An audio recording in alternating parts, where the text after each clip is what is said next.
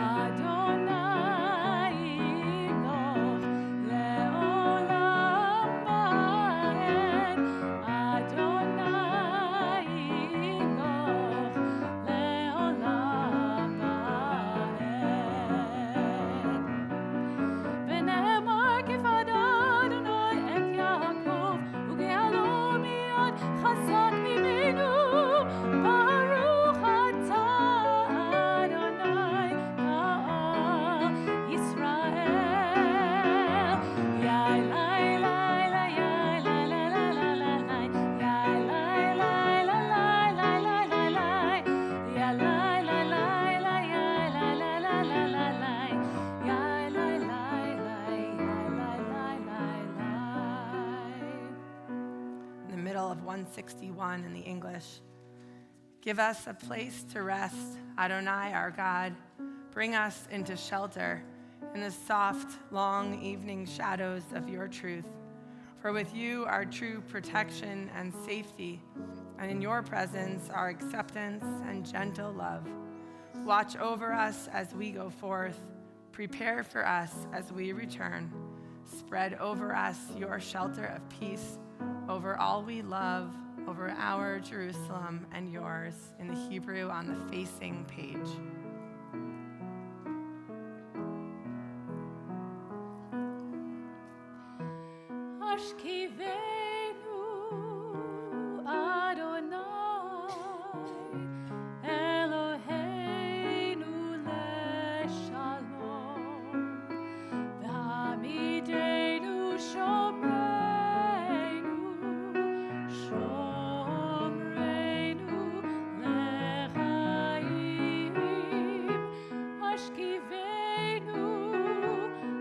Adonai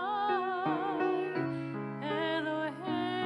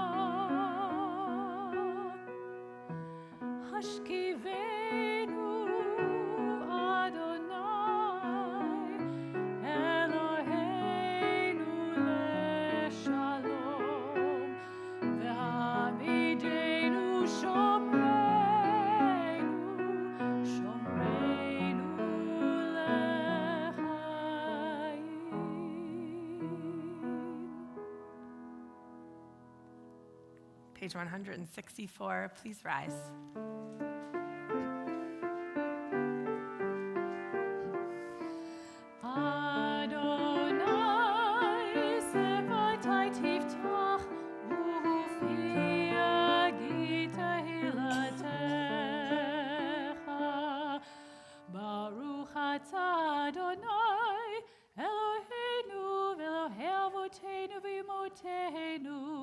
Elohei Avraham, Elohei Yitzchak, Elohei Yaakov, Elohei Sarah, Elohei Rivka, Elohei Rachel, Elohei Leah, Ha'el HaGadol, HaGibor, VeHaNorah, El Elyon, Gomel Chasadim Tovim, Vekoneh HaKol, Vezocher Chasdei Avot Ve'imahot, ומביא גאולה לפני בניהם, למען שמו באהבה.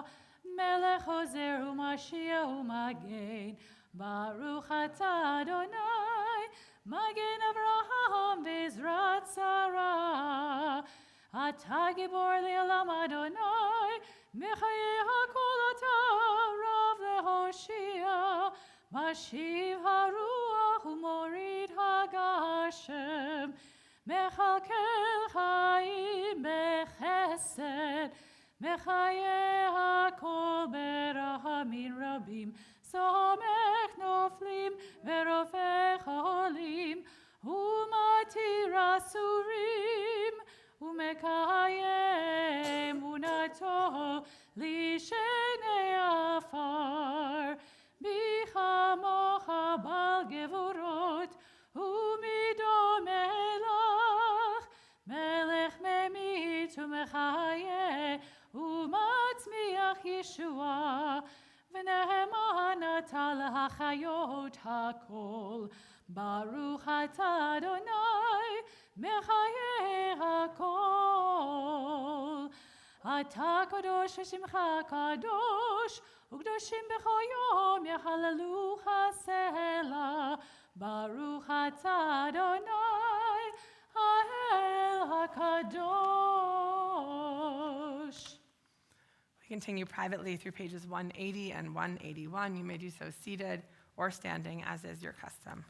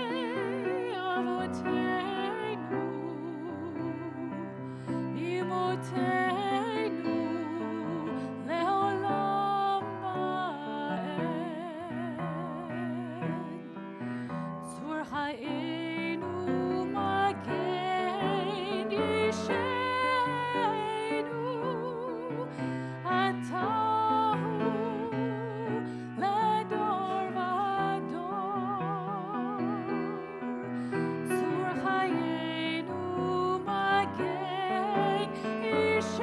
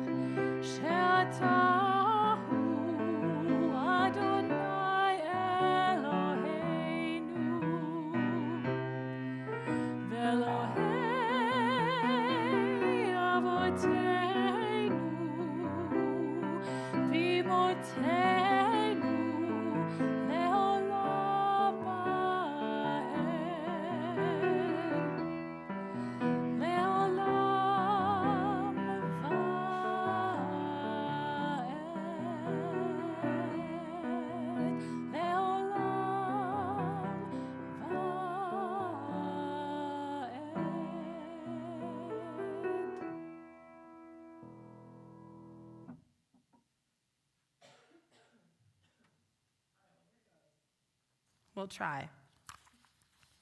If you weren't here when we started, I just want you to know I'm not contagious. I don't sound good, but I'm not going to make you sick. Okay. Do you have a sheet near you, by any chance? You don't have to have your own sheet. Excellent. Okay, so our Torah portion this week is called Toldot. It is most well known for the birth of the very famous twins, Jacob and Esau, who are born to Rebekah, who is Isaac's wife. And we're going to just talk about the first line in this Torah portion this week, which is really about Isaac and Abraham, but big picture. We have studied this before, parts of this we've studied before, but that's okay, it's the Torah. We study it over and over again. I particularly like when we hit these verses around Thanksgiving and when we have all, many of us, been with generations of families together, and maybe in a different way, a more formal way than we are. So, who would like to read that first verse, Genesis 25:19? You can do it, it's English. Somebody holding a sheet. Great, thank you.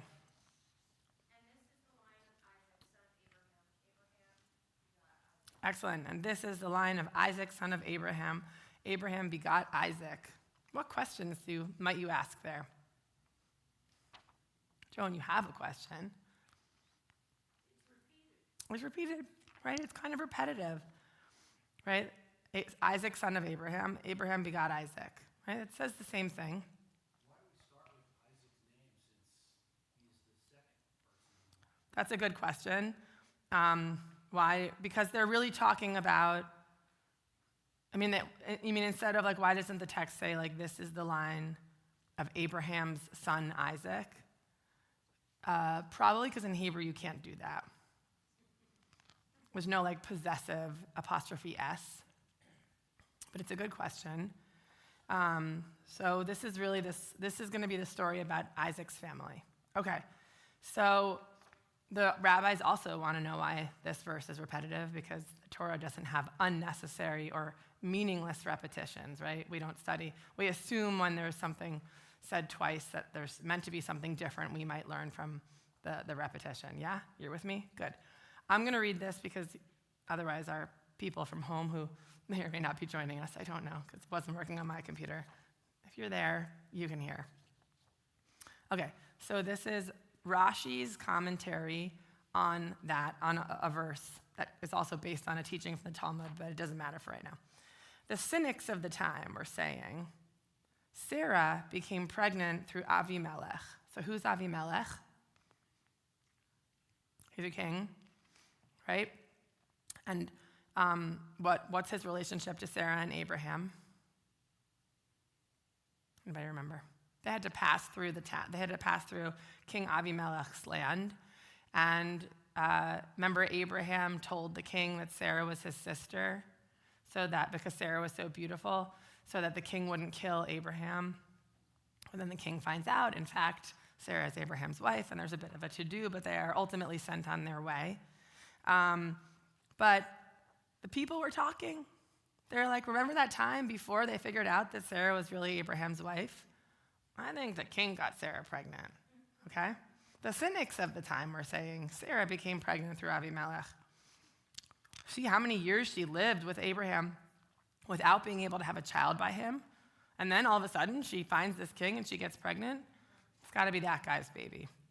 So it's not nice, but that's what the rabbis are imagining here. What did the Eternal One do? He made Isaac's facial features exactly resemble those of Abraham, so that everyone would have to admit that Abraham begat Isaac. This is what is meant by the words Abraham begat Isaac, so that there would be clear evidence that Abraham was Isaac's father. Okay, so why the repetition? It's not just that the first one is telling us the lineage, but what's the explanation for Abraham begat Isaac? What's it there to prove? Right. They look alike, so we generally know when a mother has birthed a child, right? If that's the way the family comes to be. But generally, it's not, there could be questions. Craig? Well, a son doesn't necessarily have to be biologically related. That's true. And so That's right. This, clarification yes. speaks to that. The clarification speaks to the way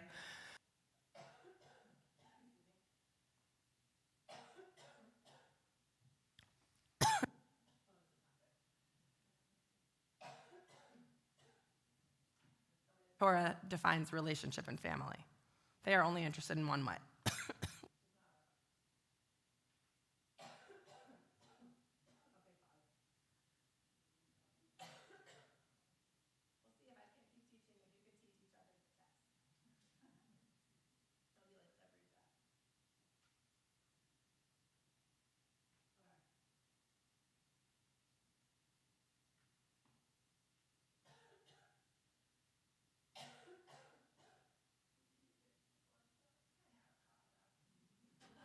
I'm way past a cough drop helping my situation here, unfortunately.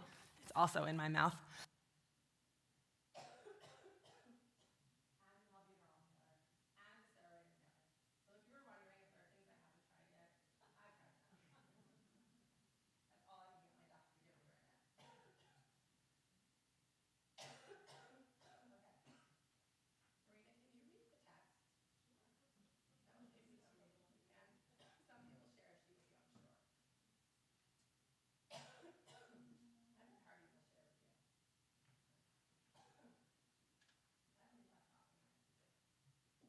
Okay, so we have to see what else is at stake here. We're going to go back to a verse from last week's Torah parsha. It's going to be like theater, you know? Okay, verse 24:1. Okay. Abraham was old, well advanced in years, and the Eternal had blessed Abraham in every way. Okay, so why do we care about Abraham's age? Keep reading.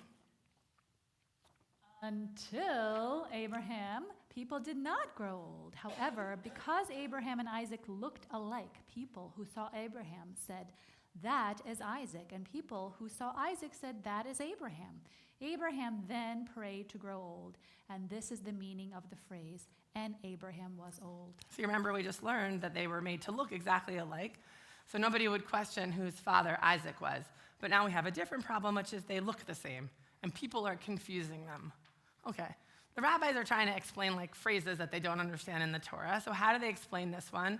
They say, oh, Abraham grew old. That means this is the first time somebody got old because Isaac and Abraham had become indistinguishable by looks. Okay, so what's really the problem here? It's not just that they look alike, right? I mean, it's part of it. That would be annoying if people totally always confused you with your parent or your son. But what else is the problem?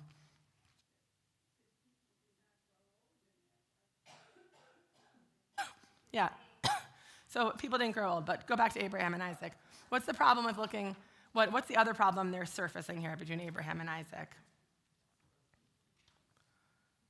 How do you think it would feel if people always mistook you for somebody else? Would you like that? Except it's not your twin, right? I mean, that would be annoying. And by the way, if you've ever met identical twins, who at a certain point they get annoyed when you can't tell them apart, right? It's like on us to figure out how to tell twins apart. Because most identical twins are not totally identical once they grow into adults. Or you get to know them and you figure out who's who, and that's a great example, right? So how does it feel when people mistake you for somebody? Especially if you're the younger and they think you're the older. The younger isn't too happy about that because perceived as Right, maybe Isaac doesn't like want to be thought of like his dad, right? I mean, it's enough that we have to be responsible for our own behaviors, right? But to be constantly mixed up with another person and then have to carry all of their successes and mistakes along with all of our own successes and mistakes, that's a lot to have to carry, right? And actually, what do we know? Do we know a lot about Isaac in the Torah? No. If I asked you that question, the answer is usually no. We don't know a ton about Isaac. He's the sort of like forgotten, underexplained patriarch. And some of that is attributed to what perhaps the trauma that happened to him when he was almost sacrificed by his father, right, during that story of the Akedah.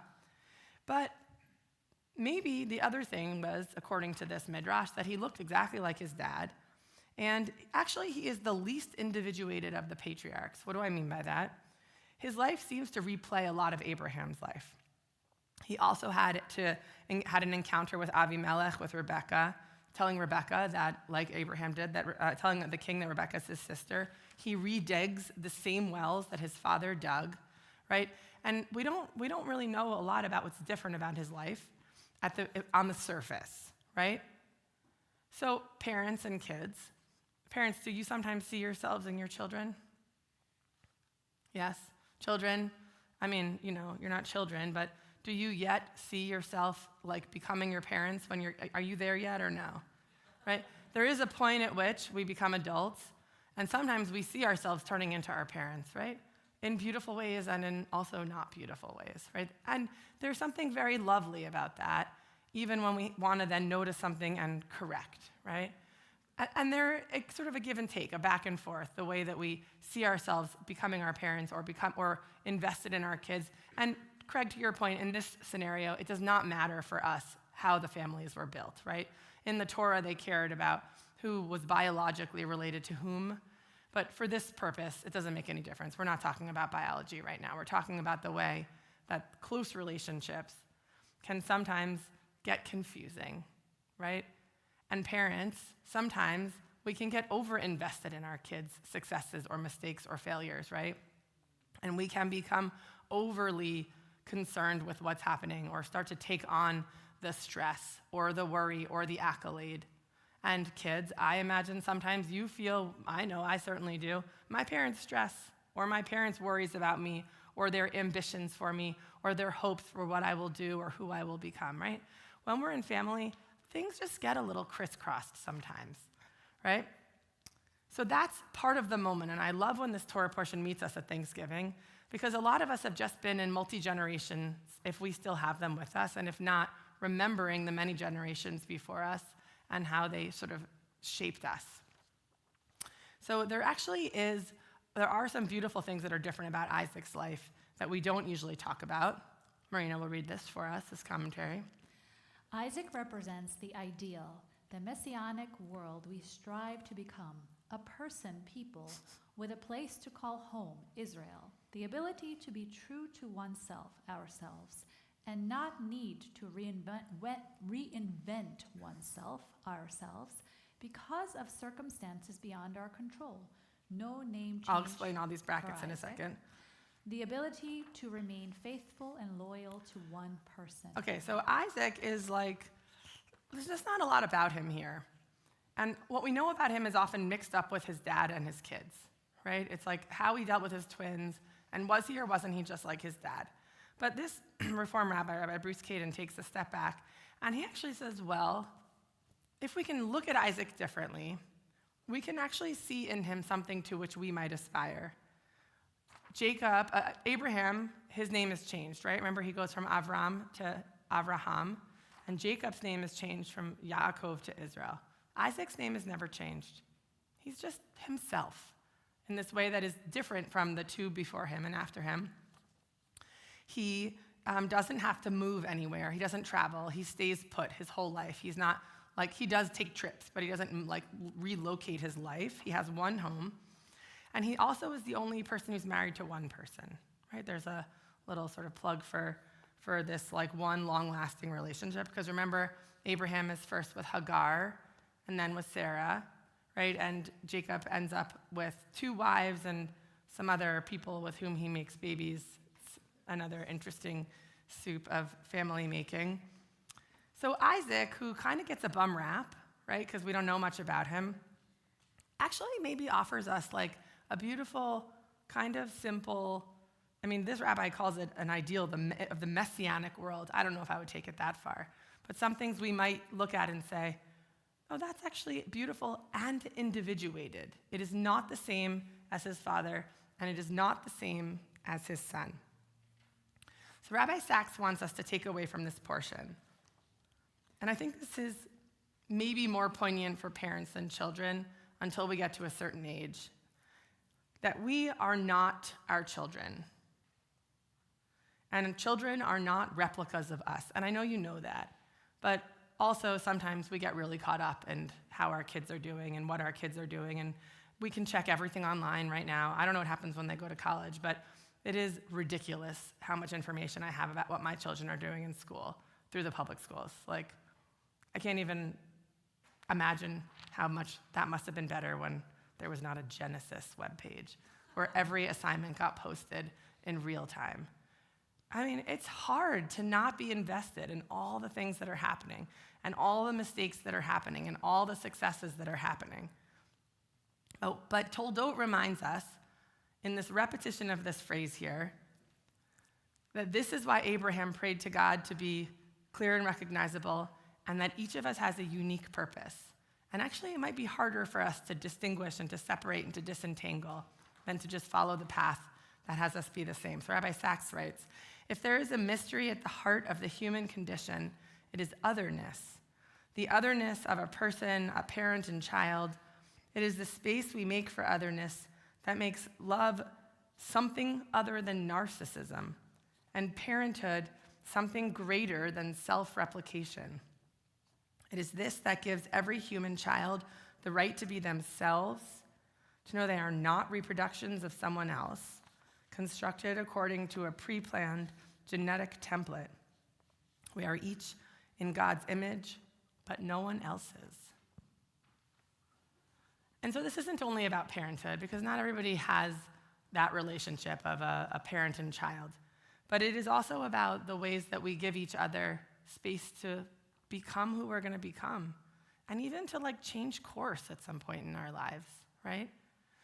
And to not be held back because somebody else thinks that we're supposed to be this other thing, or for us not to hold somebody else in place because this is the version of life that we thought they were going to have. And it's hard. And I would say Isaac and Abraham are not role models for us in this case, because after the Akedah, they never speak again. Right? So this is not that I'm holding them up as let's be like these guys. But I want to say we can do better than them. We can learn from their stories and their struggles, and we can figure out how to not end up, lost from our family, kind of wandering on our own paths, but lovingly supporting, engaged with enough distance, asking for support even as we figure out our own stuff. And we don't have the template for that in the Torah because they failed, at least according to what's written down. Although we imagine that they came together through Midrash at different times, the Torah does not record it that way. So I would ask you, and maybe we'll just I'll really ask you, what is it that what kind of otherness do you want for the people you love most? In Rabbi Sachs's words, I don't mean other bad or different, but I mean distinct, individual. How can we help each other be our own selves?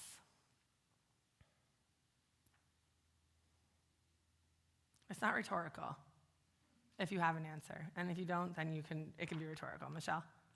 People around you to try different things that would be outside of their comfort zones. Yeah. They can find those things that connect to them. Yeah, sometimes we can encourage people to try different things that are either outside of their comfort zones or outside of our comfort zones, and they may be different, so that we can figure out a new thing that we maybe didn't know we weren't interested in. Because, for example, in my family, my parents didn't ski, and guess who else doesn't know how to ski? My children, because we're not skiers. And that's some stupid narrative we have about ourselves, but it's literally because I don't know how to ski. So I didn't take my kids to ski. But if my kids want to learn how to ski, I shouldn't say, we're not skiers.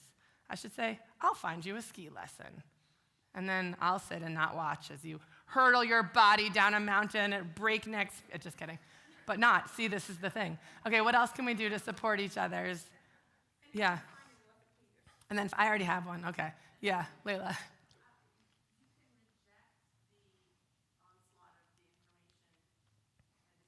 Yeah.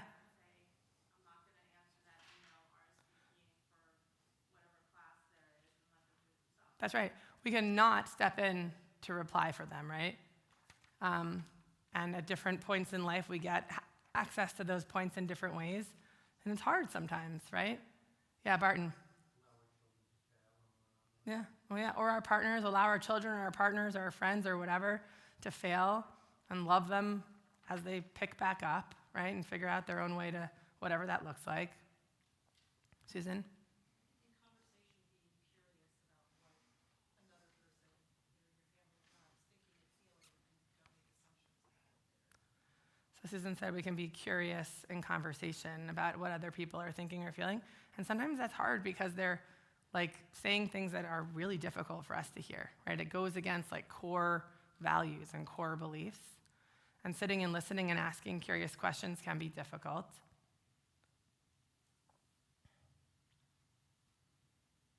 Yeah, Claire? I don't have children of my own, but I've been teaching for a long time. Just listen to them Mm-hmm. without judging and allow other people to do what they think is right for them. Yeah, just to listen without judging and sort of support experimentation, trying new things. Yeah, Jane? Yeah, I find that, as my kids get older, I have to accept a lot of things. I don't know them, but it's their choice. Yeah, They're doing something different, and I need to learn how to accept that. yeah. So I don't criticize it, I just listen, and I think to myself, I probably wouldn't do that, but overall it's okay in the context of what my child is doing. Yeah, so we have to let our kids make their own decisions. I just want to say, all of these things we could turn on their heads. So for all the younger people in the room who are maybe only talking from parents to kids, like sometimes we have to like let our parents make decisions that we look at and think are not great decisions, or are statements that we really don't agree with, or let them talk about things they've said 100 million times, even though we know differently or better, we think, right? There's like, all of these things can flip on their head, so that I don't want this to feel like it's only one direction. It's only a criticism of parents, right? Or of kids, right? It's just, all of this is about a constant negotiation of finding ourselves. And I just want to say one final thing, which is that we can all still do this for ourselves, right? This idea of like becoming whoever we're going to become. We all have narratives about who we are and what we do and what we don't do, and what's like in our character and what's not in our character. And sometimes we find opportunities to try new things, and they seem really out of character for us until we do them. And then they can become part of who we are if we are open ourselves to the same growth. Jane?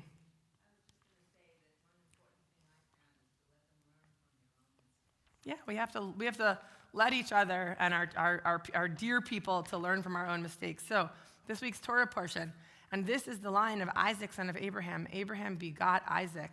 So like, does it mean maybe Abraham figured out how to let Isaac become his own person?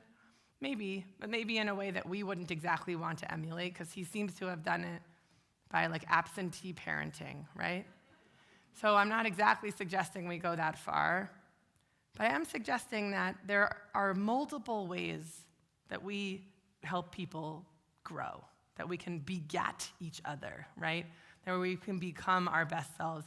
And it works across the generations, and it works across friendships, and it works in all these different ways, and it's active. It didn't just happen. Like, that's a verb, right? So who around you needs a little like begetting in a way that would allow them to grow in a way that requires you to pull back and see who they are in their own individual beautiful ways, even if it is not what we thought that person was going to be? And who can you lean on for support as you process what that feels like? So that's my hope for us this Shabbat, and we got through. Thank you. Okay, great. Page 371. We offer this prayer for healing for our friends and our family who are in need of healing of body or of spirit. We'll have the opportunity to share the names of anyone you are praying for in the middle of the prayer.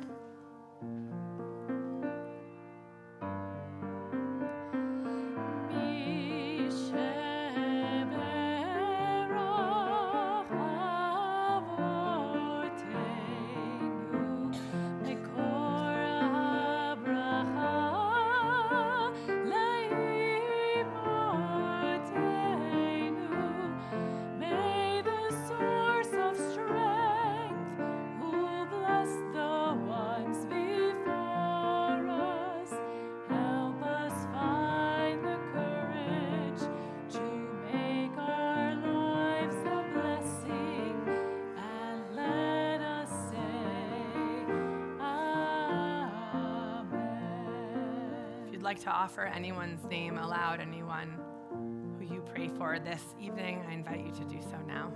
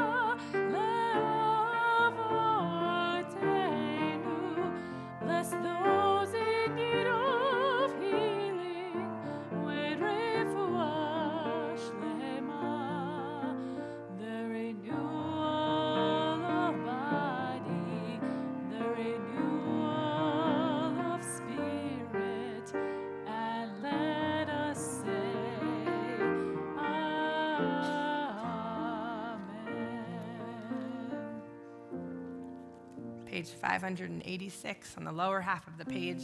Please rise. עלינו לשבח, לדון בכל, לתת גדולה ליוצר בראשית, שלא עשנו כגויי ארצות, ולא שמנו כמשפחות האדמה, שלא שם חלקנו כהם, וגורלנו כהמונם, ואנחנו קוראים ומשתחווים ומודים לפני מלך מלכי המלכים הקדוש ברוך. Page 591 in the middle of the page. Please be seated. ונאמר והיה אדוני למלך על כל הארץ ביום ההוא יהיה אדוני אחד ושמו אחד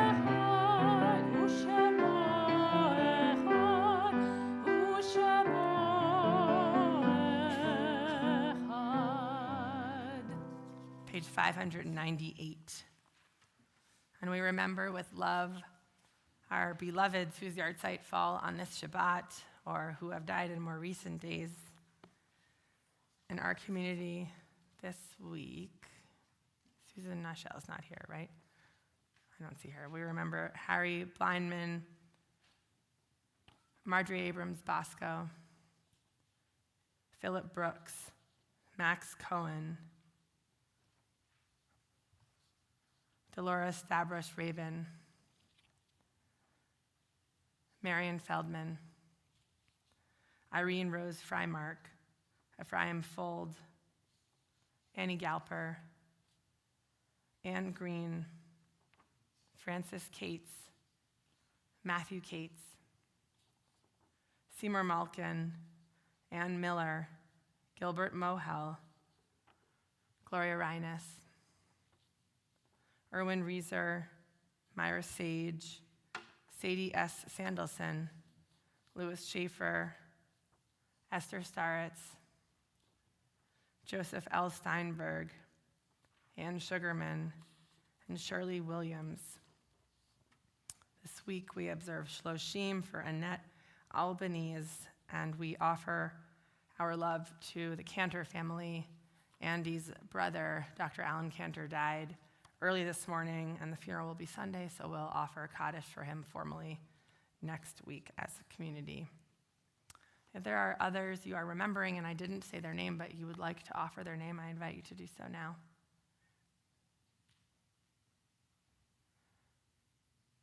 If you are observing a yahrzeit or are in a more recent period after a loved one's death, I invite you to rise first.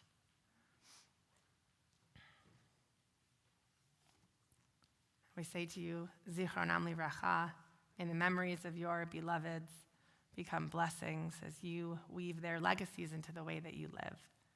We rise together on page 598. Yitgadal v'yitkadash shemei Rabbah, be'alma divra chirutei v'yamlich malchutei, v'chayechon u'vyomechon uv'chayei dechol beit Yisrael, ba'agala uv'izman kariv v'imru amen. Yehei shemei Rabbah mevorach le'olam u'lalmei almaya, Yitbarach v'yishtabach v'yitpa'ar v'yitromam v'yitnaseh, v'yithadar v'yit'aleh v'yit'halal shemei dekudesha b'richu, la'ela min kol birchata v'shirata, tushbechata v'nechemata, ta'amiran be'alma v'yimru amen. Yehei shlama Rabbah min shemaya, v'chayim aleinu ve'al kol Yisrael v'yimru amen. Oseh shalom b'mromav, Hu ya'aseh shalom, aleinu ve'al kol Yisrael, ve'imru amen. May the one who creates harmony on high bring peace to us, to all Israel, and to all people everywhere. And we say together, amen. A couple of really quick announcements. This weekend is quiet here. Next Friday is a 6:30 service again with a potluck after, and Ben Wish Trio will be here.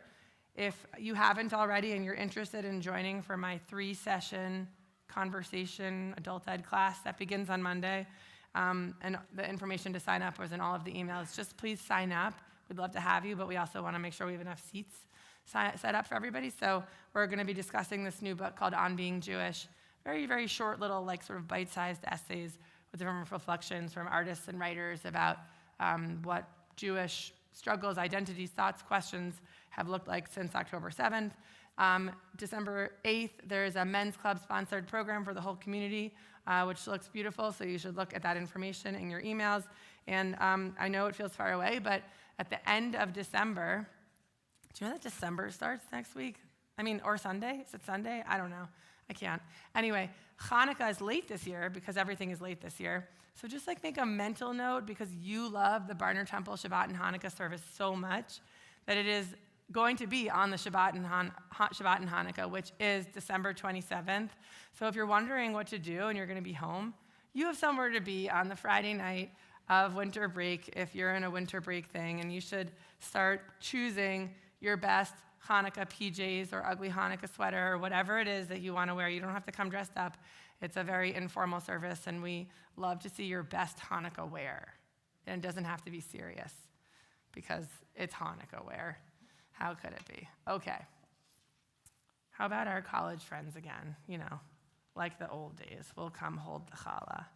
Actually, how about our college friends and all of our young people who wish to come on the bima? Sorry, Audrey. It just seems sad not to call you too. I won't call you by name, except I did just call Audrey. Sorry, Audrey. But if you would like to come help hold the challah, it's okay. Thank you, Hudson. No catchers want to come? Come on, catchers. I know.